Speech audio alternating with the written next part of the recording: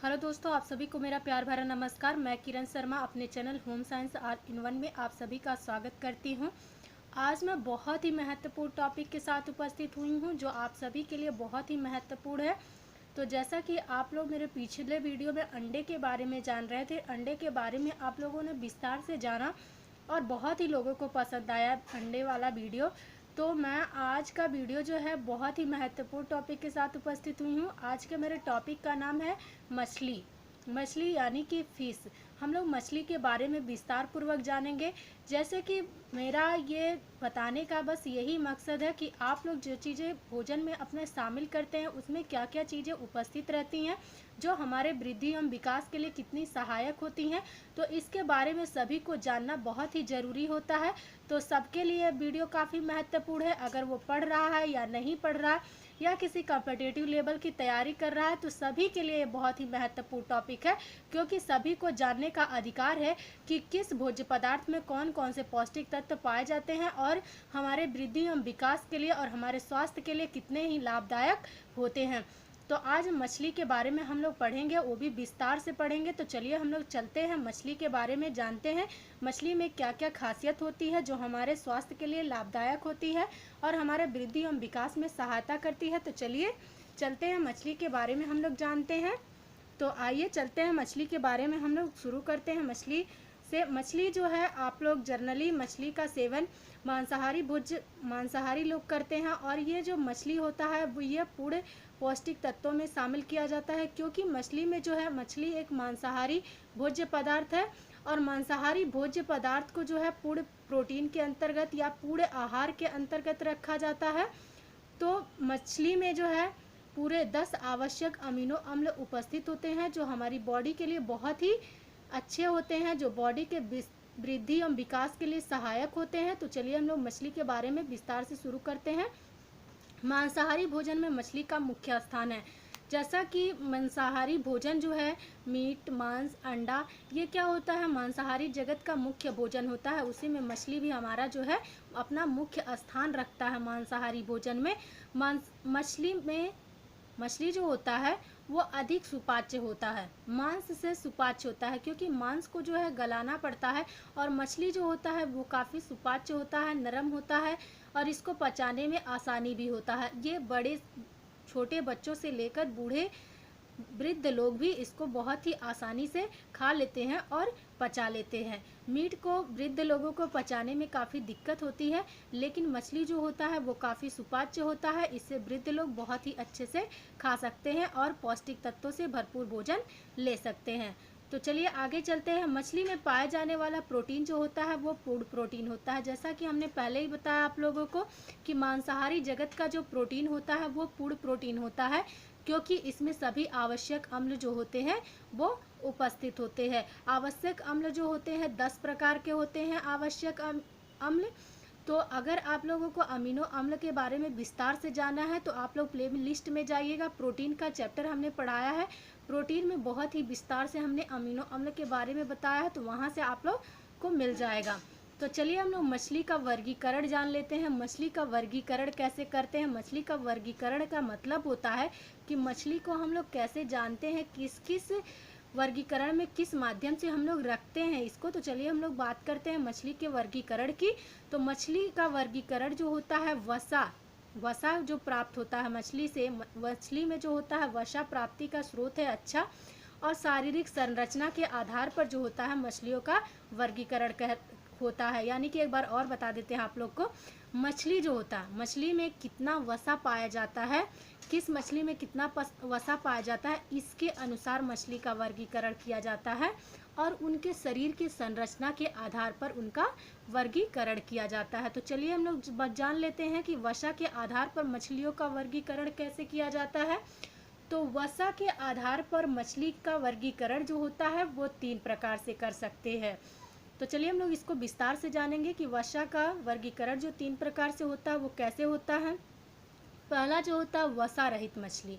वसा रहित का मछली का मतलब होता है इसमें वसा की मात्रा जो होती है ना के बराबर होती है, यानी कि 2% से कम वसा उपस्थित होता है। अब मध्य वसा युक्त मछली मतलब कि ना ही इसमें बहुत ज़्यादा वसा रहता है ना ही बहुत कम वसा रहता है। मध्यम आकार का जो वसा युक्त मछली होती हैं तो उनमें 2 से 5% तक उपस्थित होता है वसा। तो ये सारी चीज़ें बहुत ही महत्वपूर्ण है, आप लोग याद रखिएगा और साथ में नोट्स भी बनाते जाइए आप लोग। तो अगर मेरा वीडियो आप लोगों को पसंद आता है तो मेरे वीडियो को लाइक करें, शेयर करें एंड सब्सक्राइब करें और बेल आइकन को ज़रूर दबाएं और कमेंट बॉक्स में ज़रूर लिखें कि आप लोग को वीडियो पसंद आया या नहीं। जो भी आपका राय हो आप कमेंट बॉक्स में ज़रूर लिखिए। तो चलिए आगे चलते हैं हम लोग। अधिक वसा युक्त मछली। अधिक वसा युक्त मछली का मतलब होता है कि उसमें वसा जो होता है भरपूर मात्रा में पाया जाता है। इसमें भरपूर मात्रा में 5% पाया जाता है वसा और 5 से अधिक भी उपस्थित रहता है वसा की मात्रा। तो चलिए और भी हम लोग जान लेते हैं प्राप्ति के आधार पर मछलियों का वर्गीकरण। प्राप्ति के आधार पर मछलियों का वर्गीकरण की अगर बात करें तो प्राप्ति किस कैसे कैसे हमें प्राप्त होती है मछलियाँ, तो उनके वर्गीकरण हम लोग करते हैं। मछलियाँ जो होती हैं 2 प्रकार से इनका भी वर्गीकरण होता है। कैसे होता है? समुद्री मछली की बात करें तो जो मछलियाँ समुद्र में पाई जाती हैं वो समुद्री मछली कहलाती हैं। और कौन कौन सी मछलियाँ पाई जाती हैं जान लीजिए इसको। कौन कौन सी मछलियाँ जो होती हैं वो समुद्र में पाई जाती हैं? Mackerel, shark, salmon, pomfret, sole, tuna, ribbon मछली आदि। ये सारी चीज़ें जर्नली जो होती हैं ये मछलियाँ जो समुद्र में पाई जाती हैं, तो इसको आप लोग याद रखिएगा। और समुद्री जो मछलियाँ होती हैं उनमें क्या होता है, आयोडीन की मात्रा बहुत अधिक होती है। तो चलिए आगे बात कर लेते हैं हम लोग। नदी, तालाब, झील, झरने में पाई जाने वाली मछलियाँ, यानी कि ये मछलियाँ जो होती हैं वो ताज़ी होती हैं। ये बहते पानी में नदी, तालाब, झील, झरने में पाई जाती हैं, जो कि जर्नली हर एरिया में झील, झरना, तालाब पाया जाता है, तो वहाँ पे ये मछलियाँ पाई जाती हैं। तो कौन कौन सी मछलियाँ पाई जाती हैं इसके बारे में हम लोग जान लेते हैं। चलिए, तो रोहू, कतला, पर्च, गरई, झींगा, पर्च, फैटफिश, पोठी आदि मछलियाँ जो है हर तालाब में, झील में, झरने में पाई जाती हैं। तो चलिए आगे चलते हैं हम लोग। शारीरिक संरचना के आधार पर मछलियों का वर्गीकरण कैसे करते हैं, तो चलिए चलते हैं। शारीरिक आधार पर मछलियों का वर्गीकरण जो होता है 2 प्रकार से होता है, ये भी बहुत ही इम्पॉर्टेंट है। शारीरिक आधार पर मछलियों का वर्गीकरण कितने प्रकार से होता है? 2 प्रकार से होता है। पहला जो होता है अकशेरुकी और दूसरा जो होता है कशेरुकी। तो आप लोग इसको याद रखिएगा। शारीरिक आधार पर 2 प्रकार से वर्गीकरण होता है। कौन कौन सा? अकशेरुकी और कशेरुकी।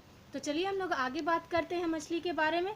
कशेरुकी मछलियों पर पपड़ी की तह होती है, यानी कि जो कशेरुकी मछलियाँ होती हैं उनकी बॉडी होती है उसके ऊपर जो होता है पपड़ी होता है और इसको छुड़ाया जाता है, तभी आप लोग खाने में प्रयोग कर सकते हैं।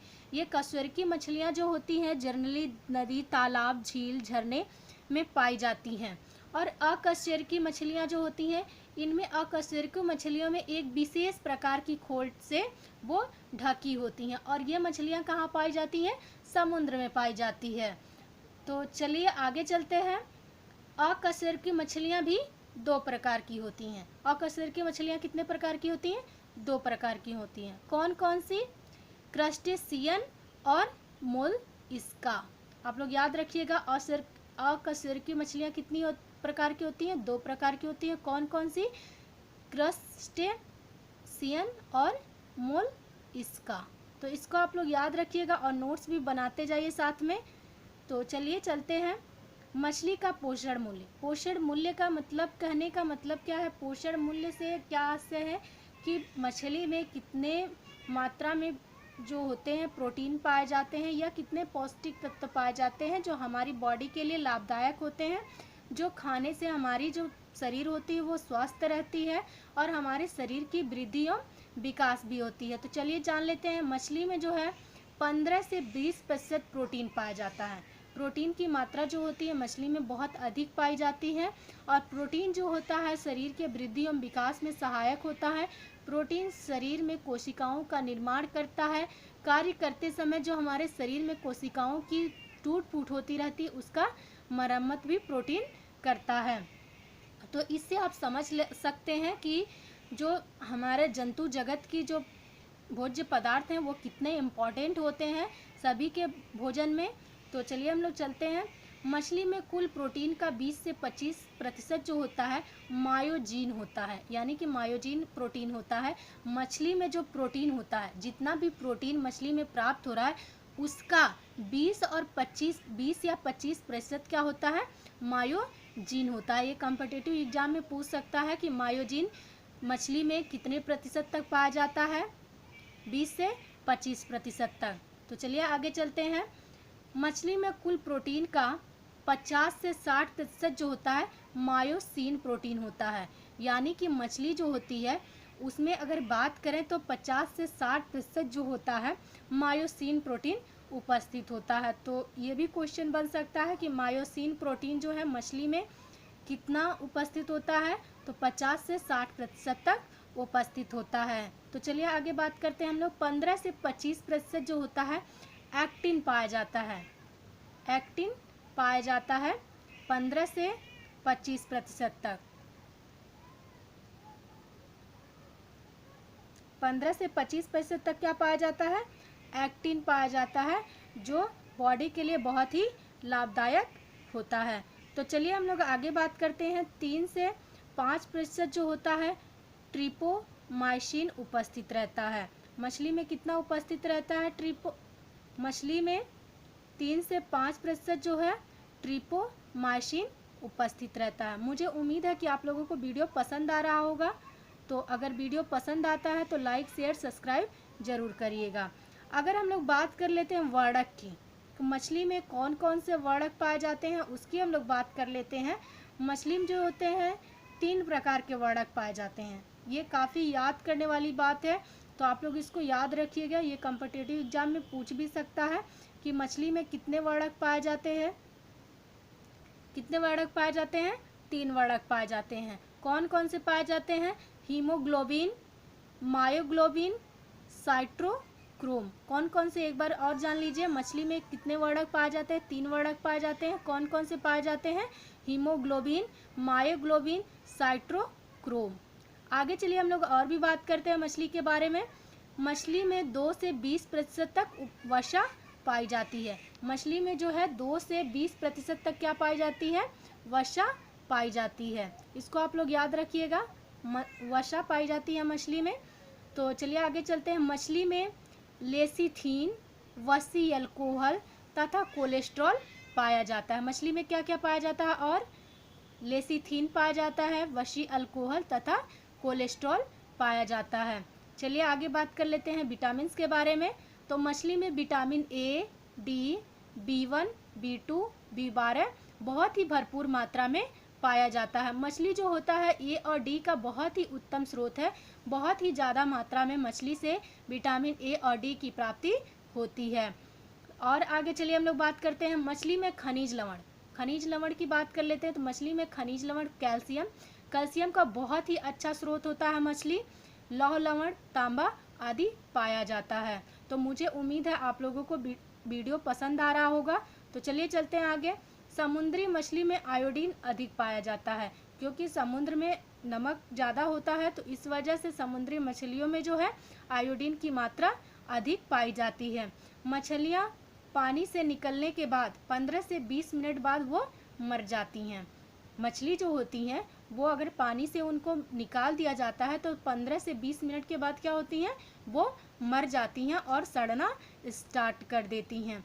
तो हम लोग मछली के बारे में अगर सब कुछ जान लिए तो उनके परीक्षण के बारे में जान लेते हैं कि हम लोग को मछली को बहुत ज़्यादा दिन तक सेफ रखना है तो हम लोग कैसे करें कि मछली का यूज हम लोग बाद में भी यूज कर सके। तो चलिए हम लोग चलते हैं सुखाकर लोग मछली का परीक्षण करते हैं या मछली का संरक्षण भी करते हैं। लोग मछली को एकदम पूरी तरह से ड्राई कर देते हैं। मछली का जो पानी होता है उसको पूरी तरह से निकाल देते हैं और उसको सुखा के फिर उसका संरक्षण करते हैं नमक में रखने से जो होता है मछलियाँ जो होती हैं ज़्यादा देर तक सुरक्षित रहती हैं। और हिमीकरण की अगर बात कर लेते हैं तो हिमीकरण में जो होता है फिन्स और गिल्स को अलग कर लिया जाता है, फिर उसके बाद हिमीकरण की क्रिया करके मछली को सुरक्षित किया जाता है। धुआं देने से क्या होता है, उसकी जो होते हैं